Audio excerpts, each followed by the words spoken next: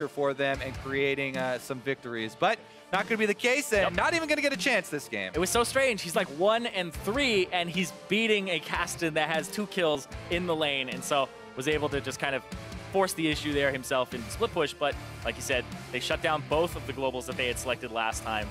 So Cloud9 changing up the pick and ban pretty drastically. Yeah, Phoenix1 also changing a little bit. They still have that respect for the Lee Sin contracts. But maybe this opens themselves up to a more proactive jungler than the Graves. You know, that's why we are a little bit surprised when you take away all the these early game playmaking junglers from Inori, who typically, you know, has really thrived in that environment. You know, recently they did talk about him trying to be more of a team player and more, you know, team oriented. We'll have to see if they continue down that road or not. Ivern is available. Rengar as well, if they want to get into that mix. Still have Lulu, still have Rengar, still have Graves, still have all these champions. Rumble is also there. A little trade-off here. Ray demanding a lot of focus in the ban phase this time around when he gets subbed in. And that will open up that first pick, Lulu. They'll have an easy pick for Jace, possibly, if they do want to do that for Ryu. See what they have for the first few picks here if they want to lock in their jungler or get something in the bot lane. Now, Ryu has played a pretty significant amount of the mid lane Jace, but there's almost no reason to ever show that super early on.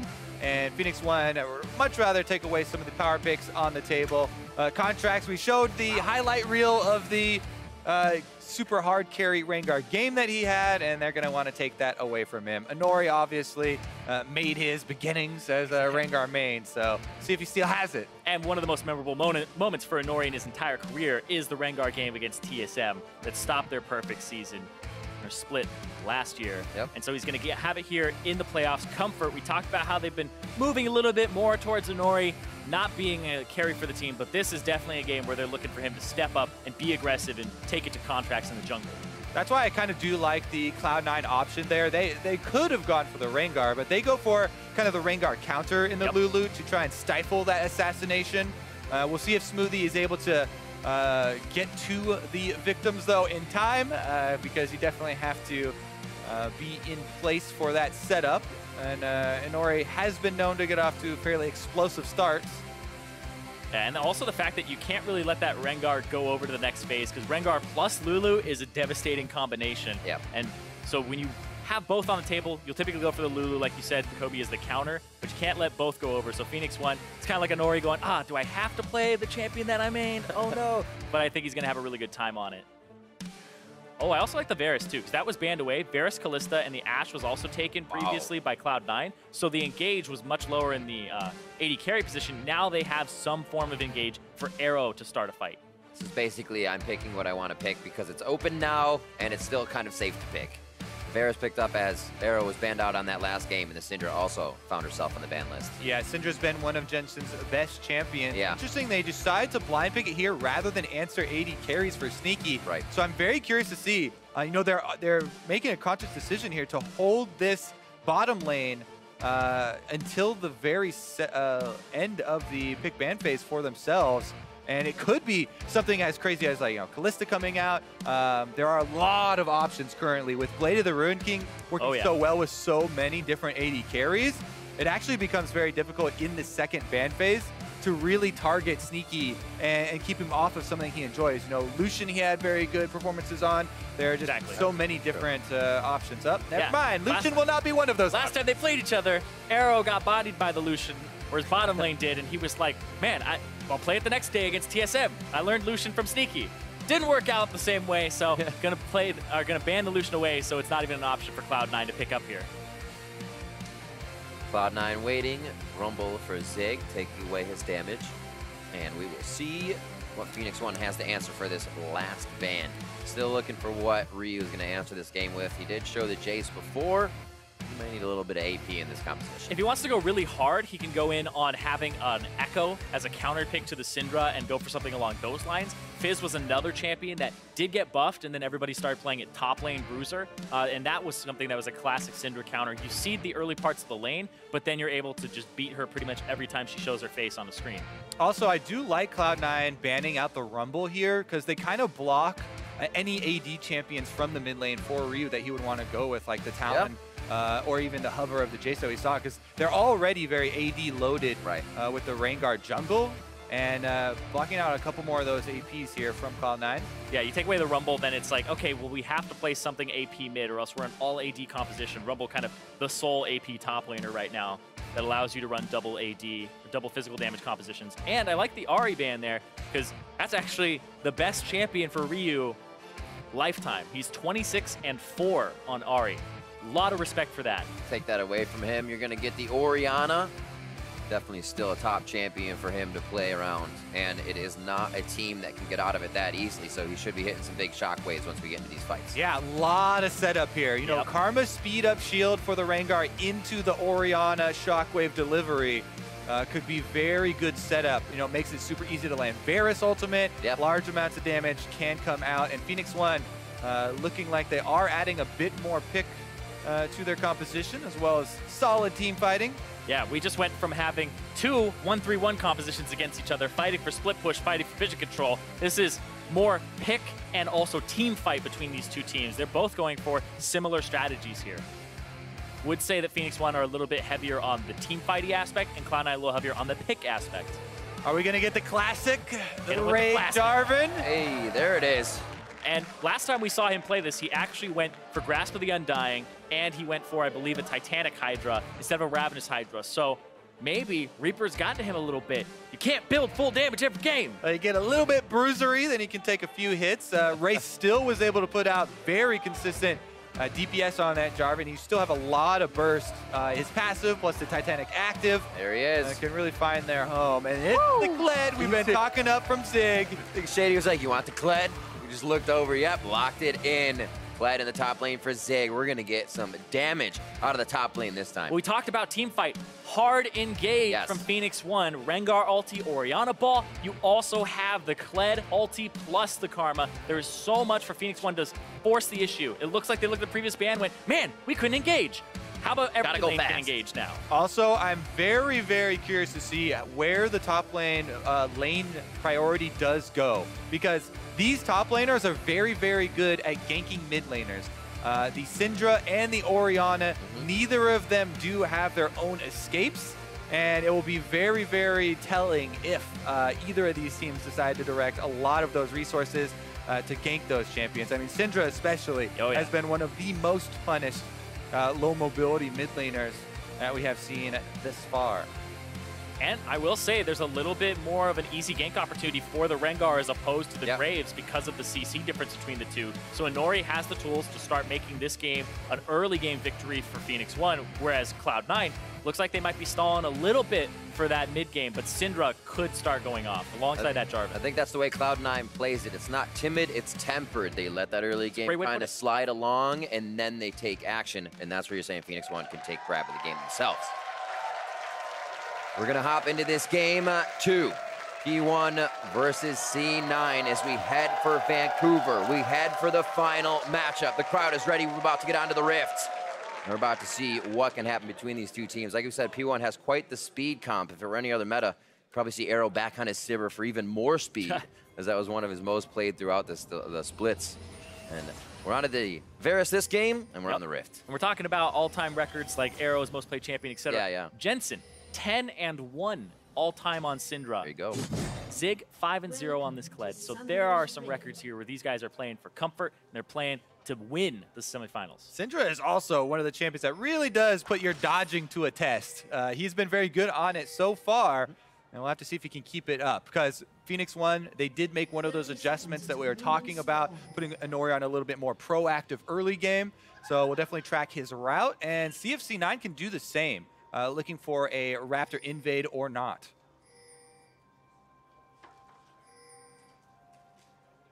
Little dance, no damage early this game.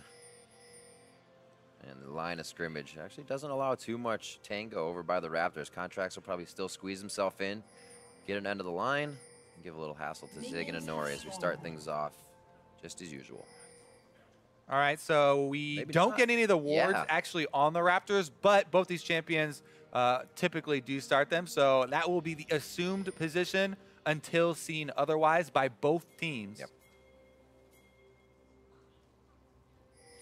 You get an Orianna Ball leash for yourself as well, and a Syndra Orb on both sides. So both junglers will have an okay time on these camps. Of course, Rengar does a pretty good job once he gets the double Qs of clearing out all the small ones.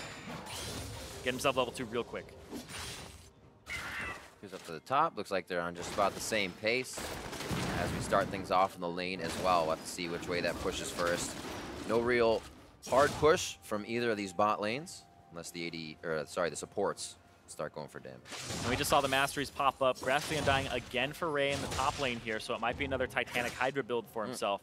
Have a little bit more burst damage.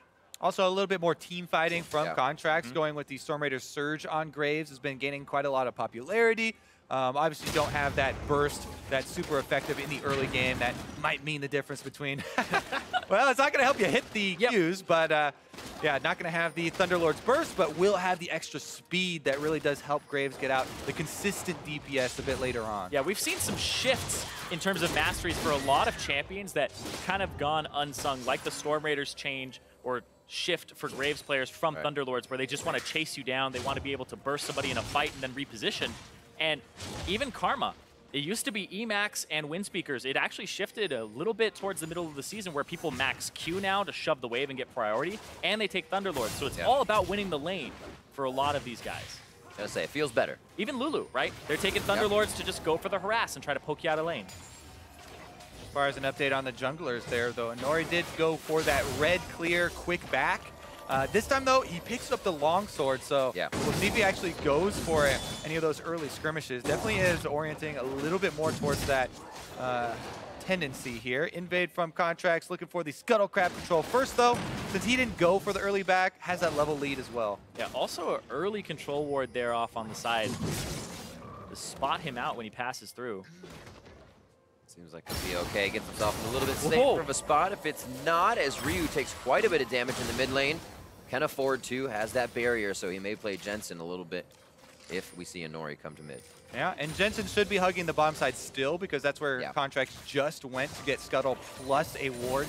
So a lot of control for C9 in that side of the river. And if Jensen plays the lane how he usually does, super aggressive, always going for these harassment trades, then he's going to want to retreat to that area away from the side of the brush where Rengar could be leaping from. It's funny, too, because we were talking last week in the quarterfinals about how Ryu, we call it the Ryu stat. It's how much time in the first 15 minutes you spend past the river in lane and on the enemy side of the map. And Ryu is #1. So he plays aggressive, but look at this. Contracts flashing in. Trades flashes there with Arrow, and now this will be a summonerless AD carry. See if C9 can actually keep up the focus, though, because this could be a very defensive bottom lane for Phoenix1 now. They're just going to want to try and CS from afar. We'll have to see if that does take a toll on the CS numbers now. There's the push. Glitter lands through the wave. There's a ping's top side. Inori's going to go into these top brush. He pinged on his way, and Ray was about half HP, and he's playing really aggressive against this Kled. Yeah, and you can also see Phoenix1, their bottom lane plays super defensively after that. Ray spotted him. That minion, that melee minion up there, spotted Inori going into the next bush. Yeah, he knows it. Well, that one's a little bit too close.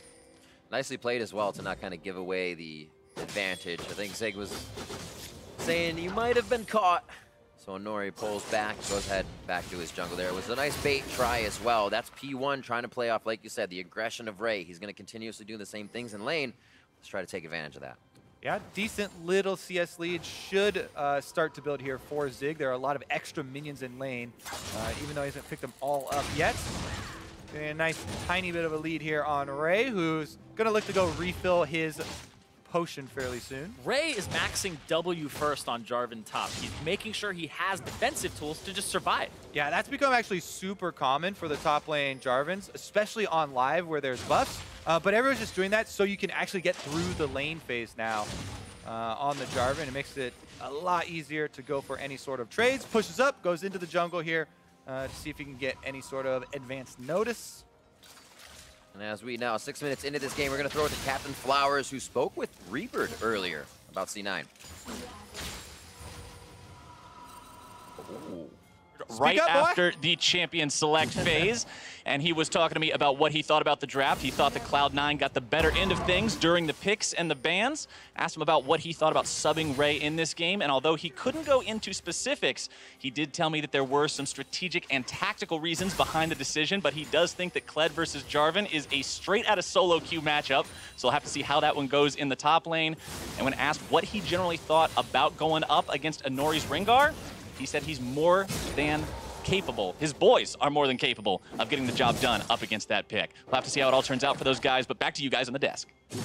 Strategic and tactical. Haha. Straight out of solo queue. Same sentence. All right, thank you very much, Captain Flowers. We'll have to see how that pretty volatile top lane goes. They've already been at each other's necks each time they're in lane. It's funny because Reaper, I got to do the sideline interview with him previously. He's very cryptic in a lot of the things that he says. Doesn't give you a lot of reasoning to the madness of who's subbing in, when, why. Right here, Arrow. Same play. Flash. Deja vu for the bot lane. Contracts comes in for the same play. A few of the summoners down makes it happen in their favor this time. Questions answered. We were wondering if they would be able to return and actually punish the earlier gank in the summonerless AD carry. Contracts right back out on the field, and once again, he gets the better early game over Inori, even though he's on the more farm-oriented jungler. Inori now is going to feel that pressure. I mean, this is a guy who has been subbed in and out on the team and talked about how, he wants to prove himself and he really wants to fit in. Looking for the blue? Good drag. I like it. Regardless, though, that can get into your mind and affect your playstyle a little bit if the other jungler is making moves. It's just kind of baked into every jungle main that you are used to getting flamed as soon as the other jungler starts doing stuff. Well, why isn't he here? Yeah, you gotta have thick skin as a jungler. That's not a mastery. Or mute all. Same thing. Coming up on 9 minutes, still 1 kill. Very much like the first game where things have been slowed down after we saw a quick play. It just happened towards that bot lane, so give Contracts a little more time as it looks like they will move in to P1 side of the jungle. Again, so proactive here, Cloud9. Smoothie and Contracts working in unison to get vision. Jensen still has this bottom side of the map to retreat to. He plays aggressively in this lane. He knows he has all this vision on the bottom side. He's so safe over by this blue quadrant. And Inori now does have options, though. You can go for lane ganks with Rengar, super easy with your ultimate. So that may be something they try and look to punish. However, you would have to knowingly work around all the extra vision that Cloud9 have put, and currently they're walking right through it. Exactly, and you also have to work around the fact that all these flashes are up except smoothies, so it will most likely be return ganks or two-time ganks that will actually land you the kills. Yep. A lot of trading up here. Zig losing it, about to dismount. Ray is playing it fantastic. Anytime the bear trap hits, he's almost remounted. Saving the ult. Gets it back. There's Scarl. He's going to go back for Ray. Knows he needs to pull out of this one. One more bear trap. Always goes in, tries to get that flag and drag, but did not have it and had the flash. It's always, never mind. Inori looking to pick Smoothie. The guy with no flash either. Wild growth. He didn't really get too much onto Inori there, and Ryu's going to be able to get in for a little bit of help. They kill Smoothie down, and Inori starts off a kill for himself. You guys said once the jungler does something, the other one has to respond, and Inori did just that.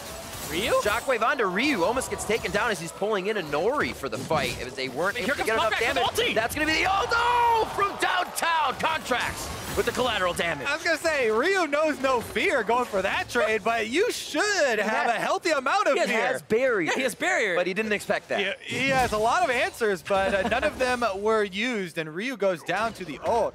Yeah, that was a good answer from Contracts, but definitely going to blame Ryu on that one a little bit. You know what the most frustrating thing in the world as jungler is you're working so hard, overtime for these ganks, and then the other guy just comes in, does one ability, gets like the easiest gank of his life.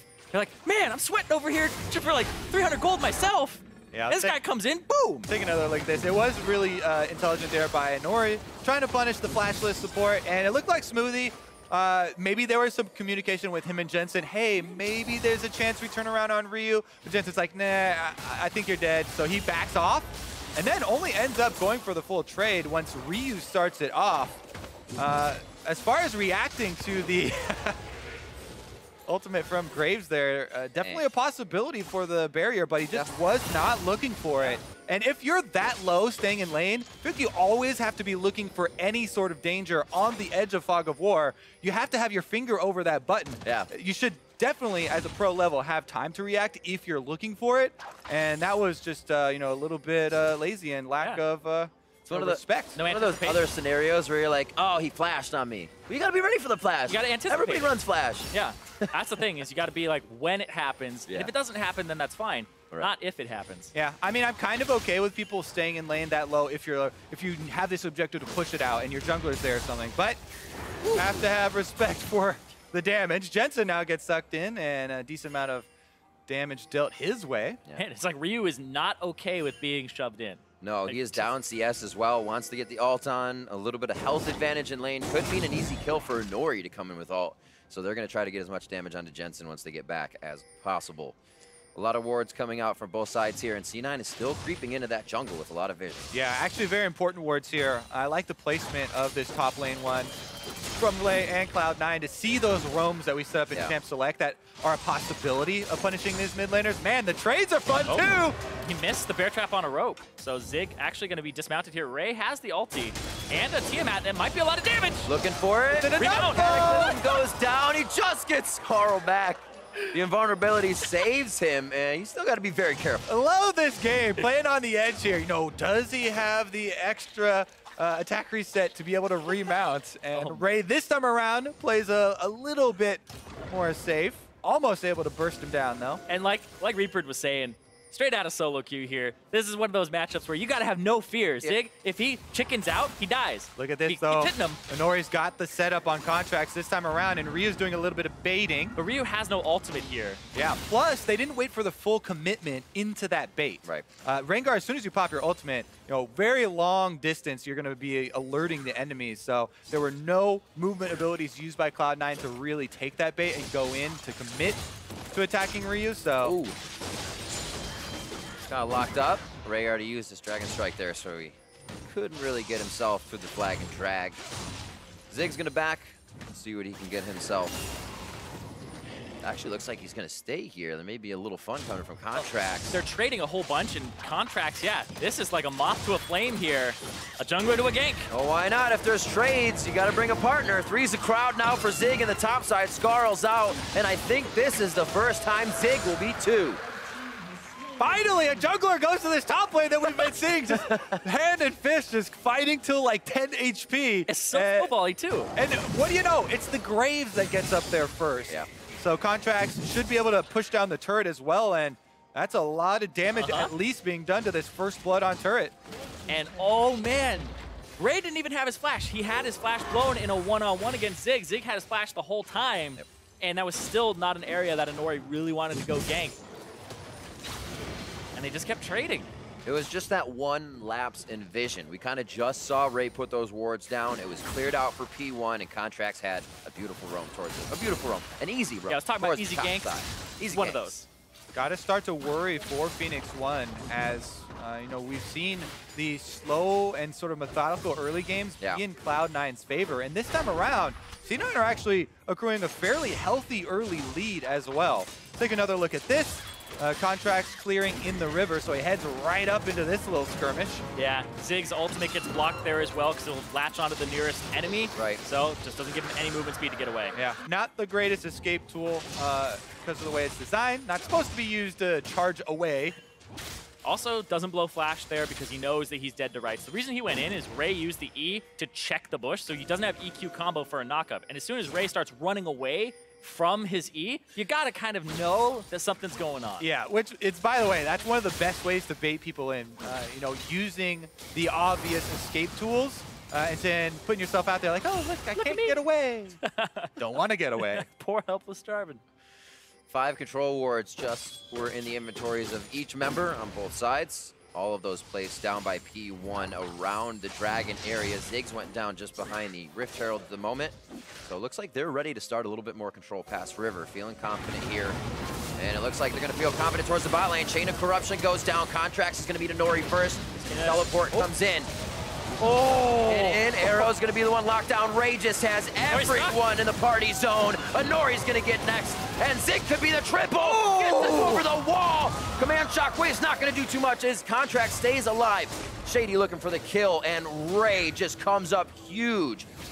Oh, no hesitation from Cloud9, and they're able to get so much of it. They can push down another turret. This is actually chaining out of control. Very strong early game. Ray looking for more aggressive moves as well. Ray will make you remember when he plays this. And so far, he has started off quite well for himself. 4-0 on the board. Almost all of the kills for his team as they get a 5K gold lead just 17 minutes in. You see the ult there and the flash just being used by Ryu as they continue to take control of these lanes. Sneaky also had a pretty good heal there during the shockwave on contracts to keep him alive, so Cloud9 actually did not lose anyone. Now all of a sudden, this Jarvan, 4-0 for Ray off this bottom lane teleport, and very big combination. Cataclysm right into a great ult from Smoothie to get that triple knockup. Very good coordination there from the C9 squad, and Phoenix1 feeling a bit worried at this stage. Let's do this again. Yeah, this was a great teleport from Ray to come through, but then Phoenix1, it seems like a split call. Inori jumps onto contracts, and then Ray finally comes in, gets in there, and now Inori's actually stuck after the knockup, and you can see him try to move away. He can't. Stuck on the wall. Ray's then going to pick up the double, and then it's going to be the Kled Kebab for the third. Cats don't like being closed in. They, but they love boxes for some reason. So true. If I fits, I sits. So true. See where they can go with this one. 2-0-4. Your rookie of the split here with full kill participation in game 2. Contracts from Kazakh's last game to this game with kills on the board. Yeah, getting pretty easy ones too to start the game off. So Phoenix1, they've been more proactive, but right there, that was another play they started that got turned around on them. So Cloud9 are playing really well reactively, and it's a good early game for them too. And it's difficult for Phoenix1, especially because of the composition that they're running here. Their main options to get back into this are just to go all in on and try and get a numbers advantage fight. I mean, they've got people that just go forward here. The Kled Rengar combo, you know, with Orianna Shockwave being delivered is their option to get back in. And Cloud9 already grouping up early. They already have a lot more money to fight with. It makes it very difficult for Phoenix1 at this stage to get a very good look at one of those all-in fights. Yeah, and Cloud9, they've been winning the mid lane the entire game in CS, and then in bottom lane, it's been kind of the same story here. Sneaky Smoothie have definitely been beating Arrow and Shady this game. Contracts making his presence felt on the Graves, and we shall see if they can figure it out, because Phoenix1 are making some counterplay. They were able to get the mid turret down, and now trying to transition into the top outer, and should be able to get there in time. See what Cloud9 decides to react. It could be a push up mid, or they could try and take a defensive fight. They're pushing this turret, and then it looked like they're trying to maybe jump on somebody who goes to defend, but it just looks like they're going for splitting the map, trying to run you around, go top, bring some people there, and then go to the bottom side. But right now, Ocean Drake's about to come up in 15 seconds. It's kind of like if we can do it without Ray being there, we can do it quick. For Cloud9 right now, it gets very scary if you stay too long. He's back to the top side, and not much is going to be able to stop him. Going for Asterix now. Get himself that much bigger. Titanic, I should say in the end. Where will he decide to go? Ryu pushing himself back to mid lane here as he has to focus on Jensen, making sure that he does not get any bigger here. I mean, this is a pretty easy initiation here for Cloud9. Start up on the Drake. They've got some vision coverage. Phoenix1 were just completing recalls here from the Rengar, so no jungler even close to being able to come. And the options for Phoenix1 continue to dwindle here. Maybe Ray is going to be the target. 4 people on him. What will the team be able to get out of this, though? This is a is-it-worth situation. Clearing from Ryu in the mid side may be enough to stall C9. They should try and collapse on the rest of the team and force C9 off of this push. Looks like they're heading the long way up the river, and Ryu trying to clear the wave. Yeah, and he's going to do it successfully. Shockwave actually helps clear out the last bits. Now Contracts will go towards the top, shove that in for some pressure, and when you do that, you force somebody to come answer it in the next few seconds. Definitely one of the few options there for Phoenix1 that is advisable, and they found a very small opening back into this game where they had very limited options. So definitely good, you know, steady play calling there from Phoenix1. They're not panicking too much at the moment. He's looking for Arrow. Instead of actually pushing the wave, cleared out the Krugs and then went for a few seconds of considering going for a gank. There was a Graves in there. Yeah, Zig's had so much alone time with his bottom turret. He's about to have his W up, so he'll get some extra autos in there. But here comes Ray. Let's see if Zig commits to it. Their first turret! Ah, he did it! Be able to waltz out of this one, no trouble. Top lane's gonna get a little bit of, actually holds him in. Gonna get another flag and trap, keep it on the backside, the knockup. Nobody's down here, and everybody's going topside for C9, so Zig controlled by Ray. He had the W back again. Here comes Scarro back, so Ray just has to kind of work this one out, and it looks like Zig is not going to want the rest of the fight. P1 pulls off in the top lane, so no casualties. Yeah, once you have that W up for Kled, you really hope it's when you're dismounted, so you can remount very quickly. Ray also can't really chase that too far. He's a tank, can't burst him down, and there were a lot of recalls there for Phoenix1, so they could not account for all members. There was Flash and Heal blown by Arrow as well as Flash and Shady, what was happening in the top lane, so have to be careful of how the back lane, I should say back line, acts for P1. All right, Phoenix1 with their all-in. Oh, trying to catch C9 as they're split, looking for a play. Who do they want? They are actually quite split. Contracts is going to be first to make sure his damage does not come through. Ray to the back so he can get with his team. Nicely positioned, and P1 pulls off. They're happy with that. Again, no hesitation for P1. They are able to get some back. Ooh. Countered by Scarl and team. Yeah, forces you to not use the R as Syndra, or else it just falls into Scarl.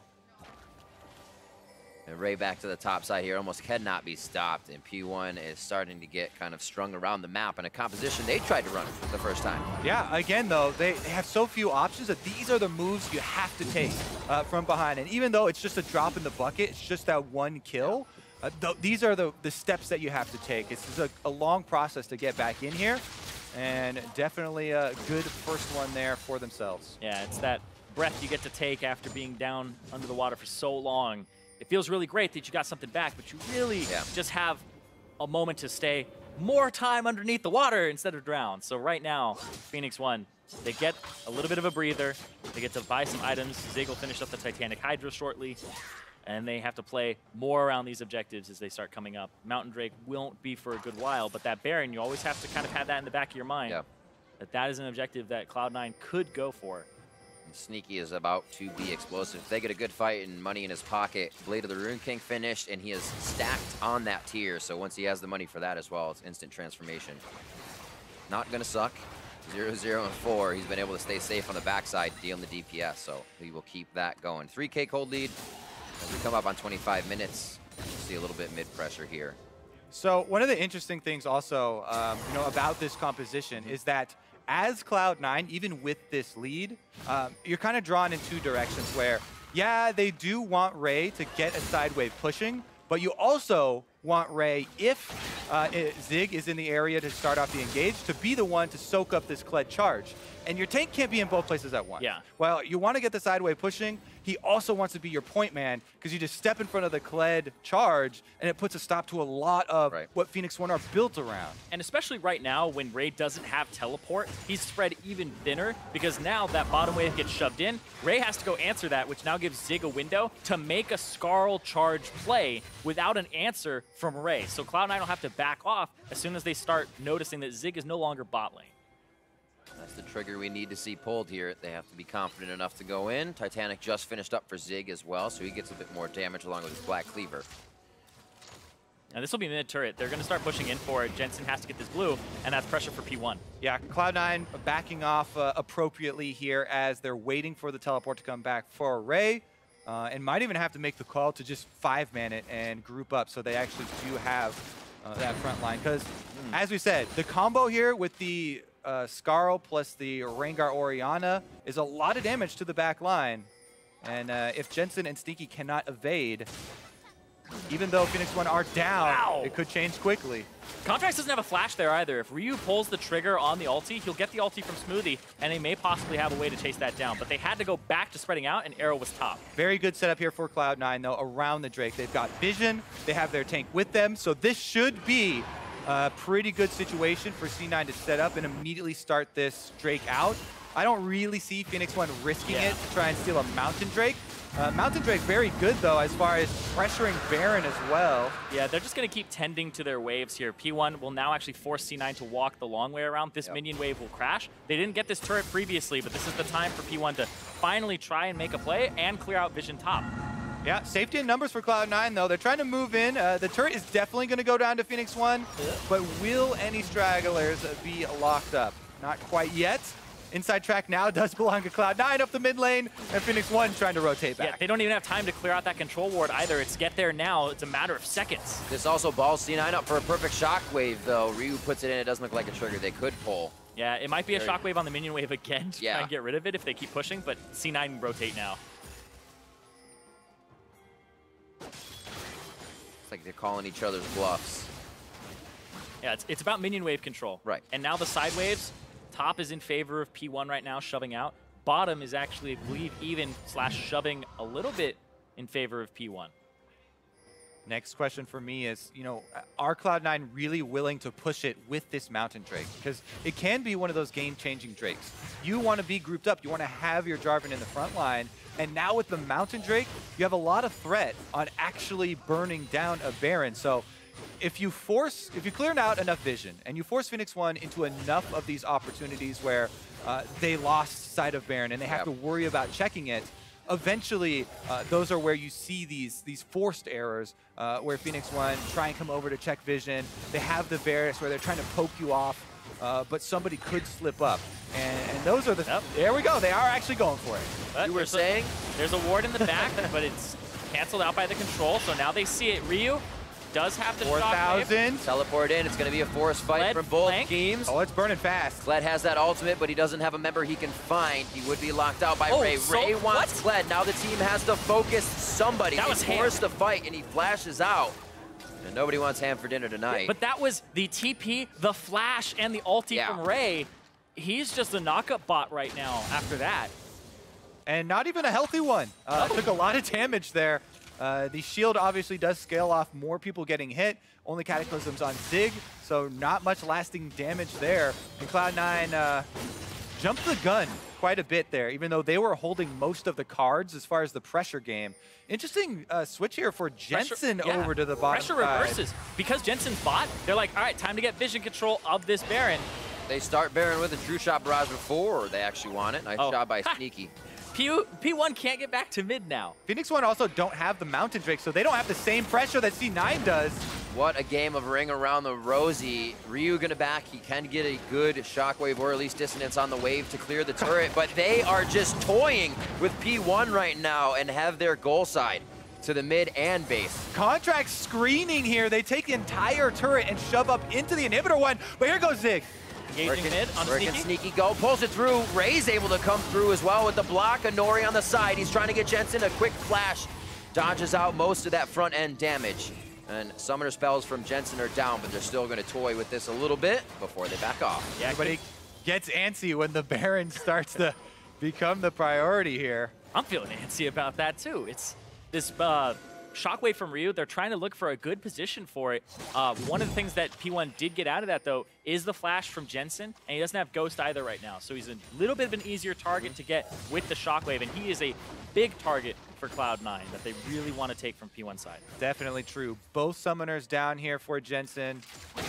He is level 16, so he's also a big offensive tool that C9 cannot afford to lose. Yeah, he also has Zhonya's Hourglass, so that's another thing that kind of helps him with having the flash down. So he can outplay that if you don't fully respect that in his inventory, and he's fast on the fingers. Currently, C9 looking to get cooldowns back as they send Ray to the bottom side. He has no teleport, so they're not looking to offensively pressure. They're just trying to farm up the lane and get minions back pushed out so that they can actually go clear some of these control wards. Because Phoenix1 are fighting very valiantly here to stay in this game number 2. They don't want to go down easily. Still have eyes to move towards the finals. And both these games have actually been rather close. And it hasn't been one of those, hey, somebody's completely out of the game 20 minutes in. It hasn't been a stomp. Cloud9 had great control for the early part of the game, but they haven't been able to completely push the issue and keep forcing it. And you can see here, vision-wise, the wards per minute and the control wards per minute, Cloud9 just a little bit up there. Like that right there, that's almost 30 control wards in this game alone for Cloud9. Meanwhile, I did the math. They've gone back to the Baron here, and those control wards getting their use. Ray looking for another engage, but Phoenix1 are spreading out again. I got that was game 1, so that was a huge vision warp. Look at that, Shockwave only on Ray. Chain of Corruption's onto Ray. He may have to take the fight to save the rest of the team, and he may go, there he is, towards the back line. Ooh, now the arrow can consider what can happen. They call the audible, decide to go back in. And collateral damage does not do too much to the back line. Arrow and Shady have flash, so they have to be careful. Yeah, they can't get the follow-up, though. Right. You know, that stun, not able to land Cinder Stun through into the Cataclysmed Arrow, who still had flash. So Phoenix1, very, very happy about that little skirmish. Another pick for themselves. And Cloud9 unable to really gain ground. It's just another Cloud Drake, so wow, they should be able to go switch over to that side of the map. Phoenix1, very happy. Yeah, right now, though, if you go get Cloud Drake, you sacrifice the vision on Baron. And I feel like Cloud9 really don't want to commit to that. Ray does have teleport when he revives, though. Oh, Jensen, Zony at the Shockwave. Oh, instantly deleted, though, gets the damage off onto Arrow. There weren't enough on the ground to do the damage he wanted. The remount doesn't happen. Contracts picks up the kill 1-for-1 in both damage dealers from the team. Contracts now trying to do solo work. He gets the kill. A double kill onto Ryu now. Now they're looking for Arrow. Ray's coming in. The flag and drag close. The ultimate's down and almost up if they can continue the long fight. A triple kill from Contracts. Looking for the quadra. A quadra kill. And Sneaky takes the last one to clean it up. A full ace coming in for Cloud9. Is an absolute beast. Completely just pulling Cloud9 back into this game after Jensen goes down.